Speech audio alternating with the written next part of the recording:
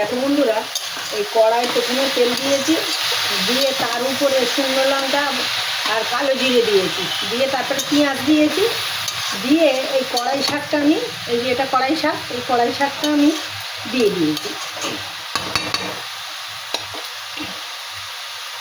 এবারে এটা একটু হলুদ লবণ দেবো, দিয়ে একটু ঢেকে দেবো।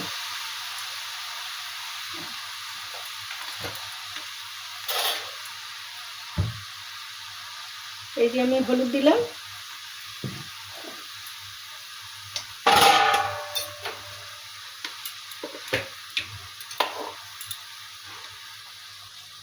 একটু লবণ দিলাম,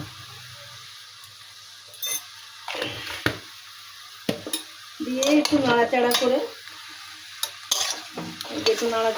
আমি এটা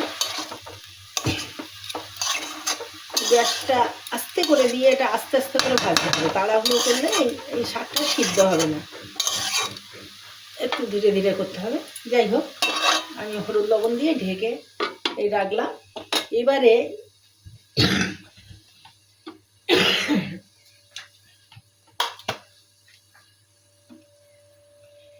এবারে এই যে কড়া আছে, এই কড়ায় আমি কিছু বেগুন, এই যে বেগুন নিলাম, এই বেগুনগুলো দিয়ে দিলাম।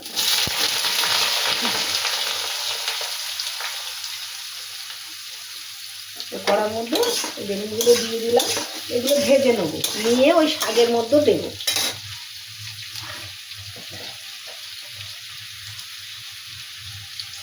একটু হলুদ দিলাম,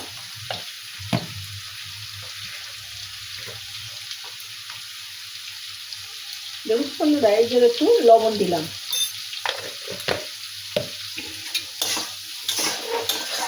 আমি দুটো গ্যাসেই করছি শাক ভাজাটা। যাই হোক, আমি এখন এই বেগুনটা ভেজে নিচ্ছি। দেখুন শাকটা একটু আবার একটু তুলে একটু নাড়াচাড়া করে নিচ্ছি। এই কড়াই শাকে একটু বেগুন ভেজে দিলে বেশি খেতে ভালো লাগে। এমনি যে কোনো শাকে একটু বেগুন দিলে ভালো হয়, কিন্তু কড়াই শাকে বেশি ভালো লাগে দিলে। অনেক শাকে আমরা কোনো বেগুন টেগুন ভেজে দিই না, কিন্তু দিয়ে দেখো বন্ধুরা, দারুণ খেতে হয়। এই যে কড়াই শাক যেটা, এই কড়াই শাকে কিন্তু বেগুন ভেজে দিলে বেশি খেতে ভালো লাগে। এবার আমি একটু ঢাকা দিয়ে দেব। আর এই দিকে এই যে ভাজা চলছে, বেগুন ভাজা চলছে,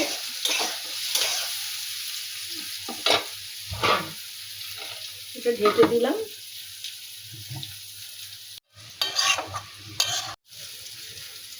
এই দেখো, এই যে দেখো, এই যে সিদ্ধ হয়ে গেছে, ভাজা হয়ে গেছে বেগুন। আমি এবারে তুলে নিলাম বেগুন ভাজা।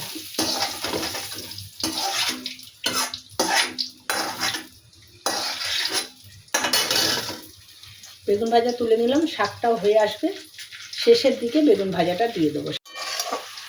দেখো বন্ধুরা, এই যে এই শাক ভাজা হয়ে এসছে। এইবারে এর মধ্যে এই ভাজা যে বেগুনগুলো আছে সেইগুলো দিয়ে দিলাম।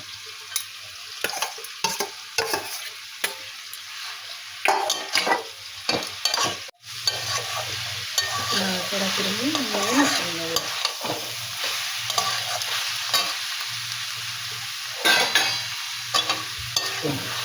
শাক ভাজা হয়ে গেছে।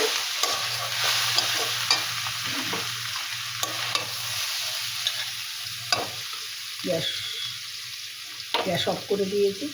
দেখো, শাক ভাজা তোমাদের পছন্দ হয়েছে? যদি পছন্দ হয় তাহলে একটা লাইক কমেন্ট করো। এইভাবে একবার এই যে কড়াই শাক ভেজে খেয়ে দেখো, দারুণ দারুণ লাগে।